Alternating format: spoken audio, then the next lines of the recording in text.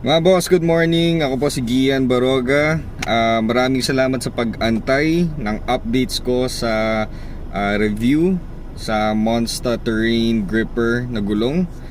Dito tayo sa sakyan ngayon, magte-test drive lang tayo ng konti. So since January ko to binili, ay malapit na siya mag 1 year na gamit-gamit ko since I upgraded from my stock tires.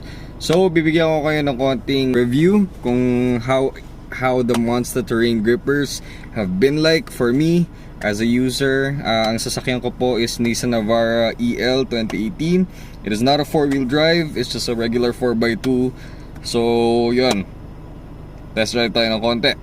Okay, so bigyan ko lang kayo ng konting background kung ano yung Monster Terrain Gripper. It's an affordable all-terrain tire, engineered in Australia pero made in China yung gulong.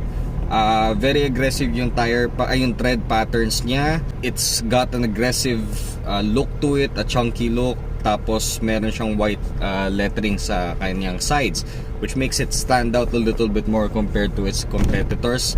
Nabili ko yung gulong ko at around 7,000 pesos a piece, pero only to find out na 2019 pala yung production date niya, kaya ganun siya chinarge. So ngayon pag-uusapan muna natin yung pros and cons ng gulong. Una, yung pros muna. Yung unang pro na nakita ko is maganda ang traction niya. Obviously, this is an all-terrain tire. So kahit saan mo siya pwedeng ilagay, kakayanin niya yung terrain. Pero since ako, medyo limitation nga ng sasakyan na hindi siya 4-wheel drive, sa mga cases na mga light trails lang, I could honestly say na maganda ang kinalabasan niya. The next would be yung traction niya. Good traction in wet conditions. And yung best example ko, we were traveling home to Nueva Ecija, galing kaming Laguna. Umuulan, medyo gabi na. May sinusundan na kong MUX. We were going a little bit over 100 kilometers per hour. Tapos nag-sudden brake yung sinusundan ko na MUX. And even if nag-sudden brake siya at ako talagang napa-floor ako sa brakes ko, ang liit nung distance that it took for me to come to a complete stop. And that's traveling at 120 kilometers or more, maybe. Considering na ganun yung nangyari and we both could have ended up in a very nasty accident, we ended up okay, actually. Another pro na nakita ko dito sa gulong na to is yung comfort niya. The one thing that I really appreciated with the Monster Terrain Grippers is yung comfort level niya. Kasi dito sa area namin, hindi lang naman all the time, nasa probinsya kami syempre, so hindi all the time sealed yung roads. So I can honestly report na yung comfort level niya compared to the regular stock tires, much better. So yun yung isang happy ako. And lastly, ang isang tip na pwede ko maibigay sa mga babalak bumili ng Monster Terrain Grippers is yung balancing. Whenever umabot ako sa 120 kilometers per hour or more, malakas ang vibration ng sasakyan.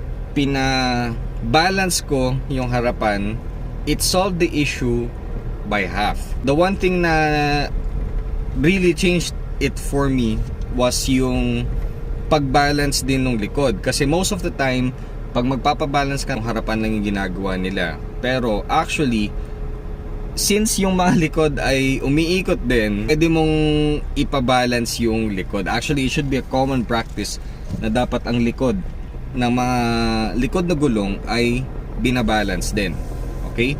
So, nung napabalance ko na yung dalawa, napabalance ko na yung harapan, napabalance ko na yung likod, anything above 120, super smooth na ng sasakyan, super smooth na ng takbo. Yun yung isang tip na ibibigay ko sa inyo. So, if you're getting these tires, consider balancing all four just in case mapansin nyo high speed nagva-vibrate yung sasakyan. Okay, so tapos na tayo sa pros. Ngayon na pag-uusapan naman natin ay cons. Konti lang naman yung babanggitin ko na cons, but these are still some things that you have to consider.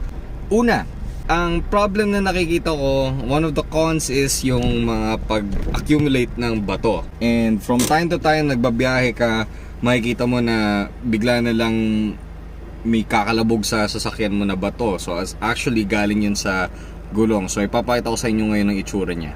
Okay, so hindi pala masyado makikita ngayon, pero ito yung sinasabi ko. Wide yung mga treads, so may mga nakakapasok na mga bato, which is normal lang naman, pero huwag kayong magugulat kapag biglaan kayong may marinig na kumalabog. One thing that was noticeable then with the tires, with the addition of the Monster Terrain grippers, was that bumigat yung manibela. Okay? You have to understand na all terrains have a more packed build. Mas matibay siya compared sa highway terrains kasi you're expected to use it in off-road situations. Kaya yung compounds that they put into the materials that they put into creating the tires make it a bit more heavier. Ako kasi nasanay na ako kasi I've been using it for almost 10,000 kilometers na. So, and actually wala namang masyadong issue sa akin na bumigat yung steering ko.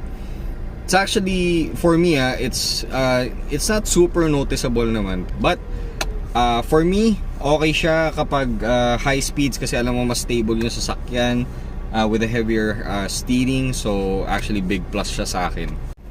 So, ngayon na pag-uusapan naman natin, and I think this is one of the biggest questions din ng mga naghahanap ng Monster Terrain gripper, is kung ano yung effect niya with gas consumption.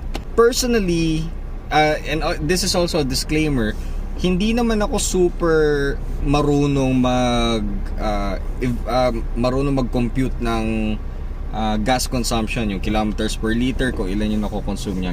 Ang basis ko is yung trip computer ko, kung ay yung nakalagay sa computer ko ano yung reading, kasi I figured na after a while naman ipapakita sa iyo kung after a few thousand kilometers ipapakita naman sa iyo if tumaas nga konsumo mo o hindi. So honestly, I can say na it either stayed the same or gumanda by not so much yung gas consumption ko. So ngayon, pupunta tayo sa highway to talk about yung road noise. Okay, the reason why dinelay ko din yung paggawa ng video ng follow-up is because I wanted to see, like I mentioned earlier, I wanted to see what it would be like after I've run it a few thousand kilometers. So eto, I've almost run it mga 10,000 kilometers. So medyo na iintindihan ko na kung ano yung mga lumalabas dun sa yung output ng gulong. So in terms of road noise, regular city driving, yung isa na comment na nakita ko, regular city driving, walang problema, walang lumalabas na noise yung gulong. Ang napapansin ko lang is if umabot na ako ng 100 kilometers and above, doon merong lumalabas na road noise. Meaning to say na mag-on ka lang ng music, pwede na, wala ka nang madadrown out na yung noise ng gulong mo. And even if you don't play music, okay naman siya. Hindi naman siya super ingay, hindi siya super distracting, unlike mud tires na kapag konting ano pa lang maririnig mo na. So ito mga idol, try ko 100 kilometers per hour to see if may road noise nga ba tayo. 100, yan. 100 sa loob. So merong konti, pero hindi siya malala. Yun ang masasabi ko. Hindi siya malala. Okay? So yun lang. Sana narinig nyo.